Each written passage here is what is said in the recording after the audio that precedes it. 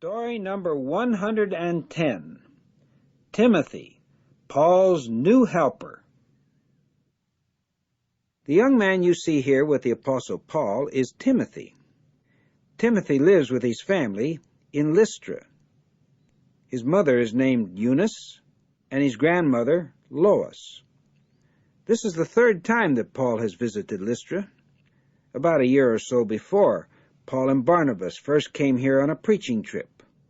And now Paul has returned again with his friend Silas. Do you know what Paul is saying to Timothy? "Would you like to join Silas and me?" he is asking. "We could use your help in preaching to people in faraway places." "Yes," Timothy answers, "I would like to go." So soon afterward, Timothy leaves his family and goes with Paul and Silas.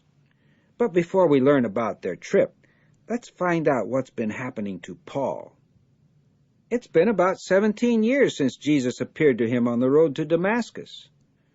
Remember, Paul came to Damascus to hurt Jesus' disciples, but now he is a disciple himself.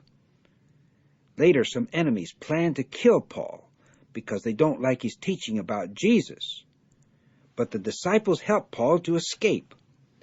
They put him in a basket and let him down outside the city wall.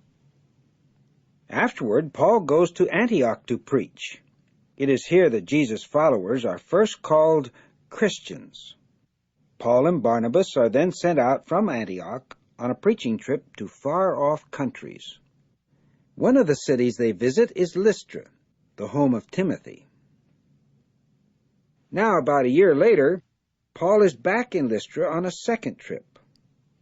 When Timothy leaves with Paul and Silas, do you know where they go? Look at the map, and let's learn some of the places. First, they go to nearby Iconium, then to a second city named Antioch. After that, they travel up to Troas, then over to Philippi, Thessalonica, and Berea. Do you see Athens on the map? Paul preaches there. After that, they spend a year and a half preaching in Corinth. Finally, they make a short stop in Ephesus. Then they come back by boat to Caesarea and travel up to Antioch, where Paul stays. So Timothy travels hundreds and hundreds of miles helping Paul to preach the good news and to start many Christian congregations. When you grow older, will you be a faithful servant of God like Timothy?